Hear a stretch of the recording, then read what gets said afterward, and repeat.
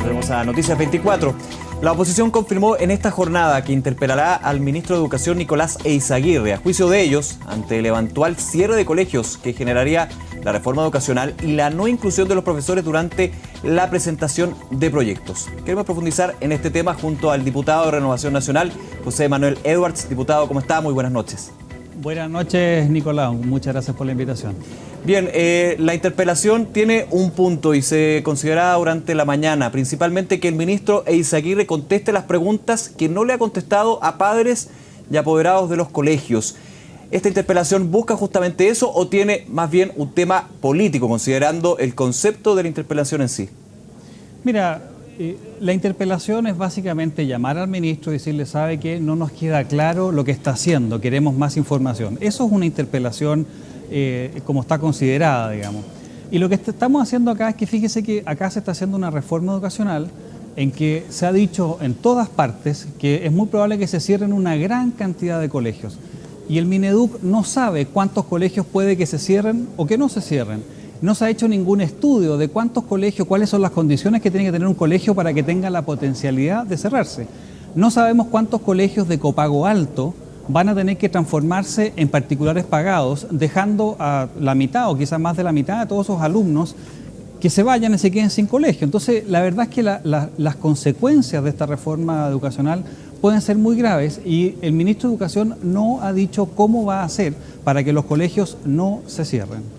Ahora, lo que el gobierno ha planteado es que esto es una especie de festival de interpelaciones, incluso planteando que existiría algún tipo de cuoteo de esas interpelaciones. ¿Qué le parece a usted esas declaraciones?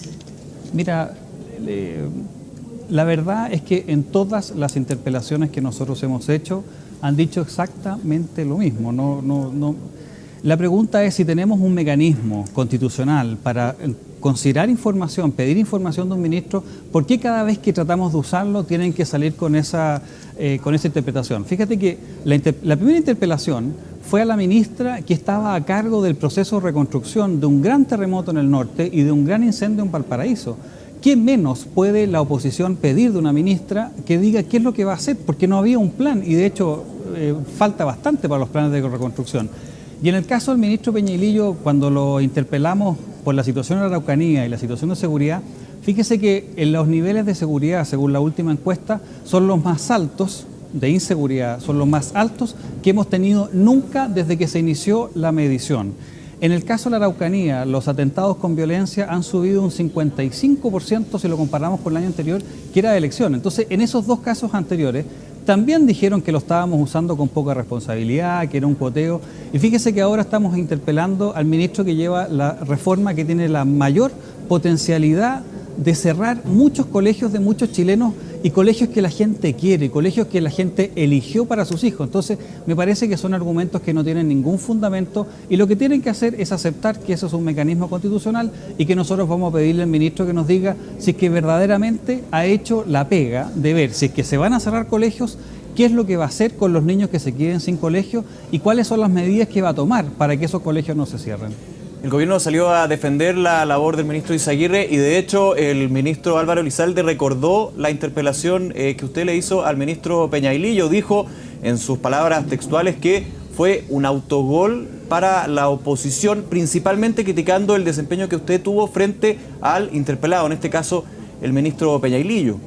Mira, eso es interesante lo que dice el ministro Elizalde, porque desde que nosotros anunciamos la interpelación hasta el día de la interpelación, el ministro Peñailillo, que no había hecho ninguna actividad de seguridad pública, él es ministro del Interior y Seguridad Pública, no había hecho ninguna hasta el minuto que nosotros dijimos que lo iba a interpelar, hizo 6 actividades renovando, potenciando programas de seguridad pública.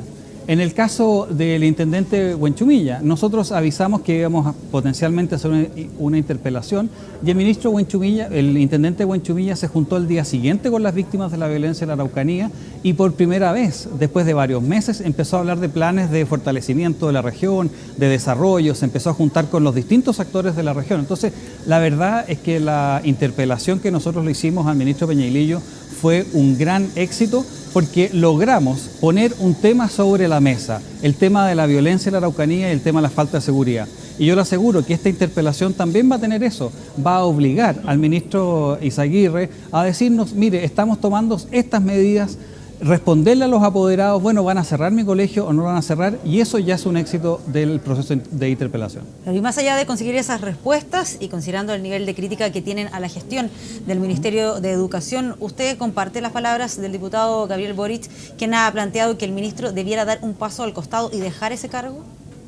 Mire, lo que pasa es que nuestra impresión es de que independiente quién sea el ministro, cuando la reforma es tan negativa para el 54% de los papás que tienen hijos que están en los colegios particulares subvencionados, da lo mismo el ministro. Si la reforma es mala, el ministro no va a poder salir a flote. Y lo que está pasando es que el ministro se está, entre comillas, ahogando con las mismas críticas de su propio sector, porque la verdad es que las críticas han venido bastante de su sector.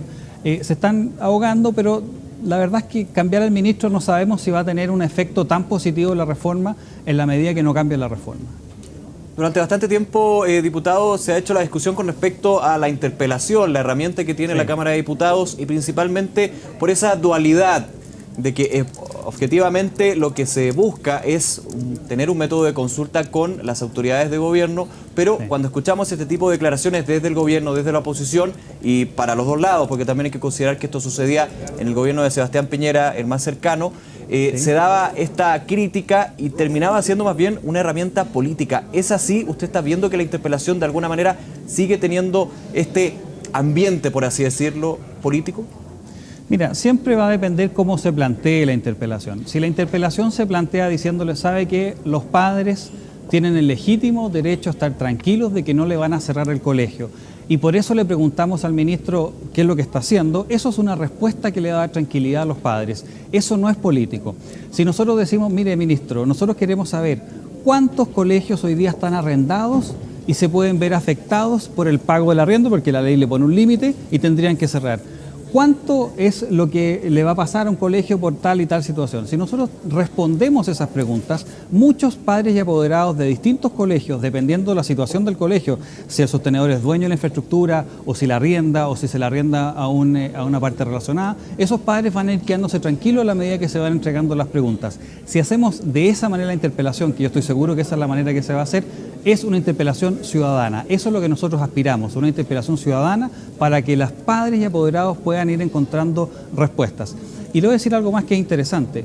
Estuvimos haciendo con algunos otros diputados una investigación de las preguntas que han hecho exministros de la Concertación, como Mariana Elwin o José Joaquín Brunner o algunos otros, respecto a qué cosas no han sido respondidas por el Ministerio. Muchas de ellas son preguntas ciudadanas porque ellos también están en contacto. Probablemente esas preguntas van a ser parte del cuestionario para que el ministro Izaguirre responda.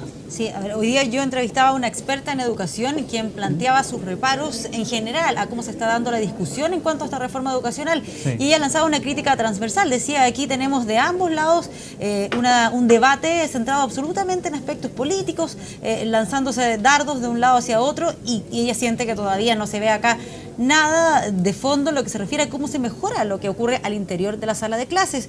Desde esa perspectiva, ¿cuánto puede ayudar una interpelación de estas características que se da claramente en un ambiente político?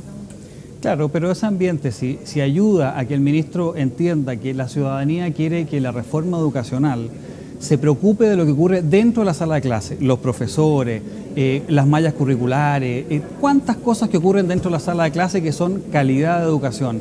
¿Qué es lo que dice esta reforma de calidad? Absolutamente nada. Y es más, si hay colegios que se cierran, muchos de ellos van a ser de buena calidad. Nosotros le dijimos al ministro, mire, cambiemos la ley y si es que el colegio, aunque tenga fines de lucro, entrega buena calidad definida por la agencia de calidad, bueno, no lo cerremos, no le hagamos pasar todas las dificultades que le está imponiendo esta ley. Sin embargo, eso se rechaza. Entonces, nosotros no entendemos muy bien cómo el gobierno puede llegar a decir que esta reforma mejora la calidad cuando lo que puede terminar haciendo es destruyendo a muchos colegios que son de calidad. O sea, muchos colegios de calidad, muchos miles de niños, quizás cientos de miles de niños podrían quedar sin colegios de calidad. Y el otro problema social gigantesco que se presenta, Patricia, es que, ¿qué hacemos con todos esos niños? Mira, cuando tú pasas un colegio de particular subvencionado a particular pagado, 60-70% se queda sin colegio. Si un sostenedor no va a poder pagar el arriendo porque el límite legal es muy bajo del edificio donde le da educación a los niños, bueno, ¿qué hacemos con todos esos cientos o miles de niños? Van a tener que irse a los colegios, exactamente de los colegios que se habían ido los padres. ¿Diputado? Y después, ¿qué pasa? ¿Qué hacemos? Entonces, esas son cosas que son totalmente ciudadanas. Sí, es que si el objetivo es entonces reorientar la reforma educacional, ¿no se debiera estar haciendo todos los esfuerzos para lograr ese acuerdo con el gobierno, para avanzar en esa materia, para centrar los focos en otro lado, en vez de generar esta tensión política? Pero yo te hago una pregunta, Patricia. ¿Cuántas veces, incluso en este canal, nosotros hemos dicho que queremos que se preocupen de la calidad? ¿Cuántas veces nosotros hemos dicho que queremos que se preocupen de los profesores? Fíjate que la Confederación de Padres y Apoderados, que ha hecho varias marchas, ha sacado a cientos de miles de personas que nunca jamás habían marchado, papás y mamás marchando los sábados, eso nunca se había visto. Y la pregunta es, ¿qué ha hecho el gobierno? Simplemente ha endurecido una ley que le hace mal a la educación particular subvencionada. Entonces usted me pregunta, ¿hay que llegar a este nivel? Pero yo le hubiera preguntado, ¿por qué partimos por este proyecto? ¿Por qué no partimos fortaleciendo la educación pública? ¿Por qué no partimos mejorando la calidad de educación? ¿Por qué tenemos que partir por un proyecto que lo que termina haciendo cerrando colegios particulares subvencionados? Mira, a nuestro juicio, el objetivo de esta reforma no es mejorar la calidad, es simplemente revertir la tendencia de que muchos papás están cambiando a sus hijos de los colegios municipales a los particulares subvencionados. Pero en vez de hacerlo a través de fortalecer la educación pública, lo hacen a través de destruir la particular subvencionada. Eso no corresponde. Sí, solo para finalizar, ¿cuánto influyó en esta decisión de realizar esta interpelación las declaraciones del exministro Pérez Lloma, o era algo que tenían ya pauteado desde antes? No, a ver, las declaraciones del ministro Pérez Lloma, por supuesto que son una información que se usa al momento de tomar la decisión.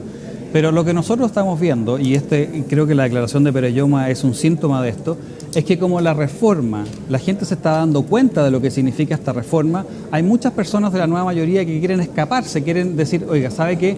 A esta reforma yo en realidad no me parece porque le hace daño a muchos papás de clase media y clase vulnerable. Entonces, obviamente que esa declaración es una muestra más de que al menos la antigua concertación se está diciendo, ¿sabe qué? Esta reforma a mí no me la pongan. Bien, diputado, muchísimas gracias por este contacto. Que esté muy bien. Buenas noches. Gracias por la invitación.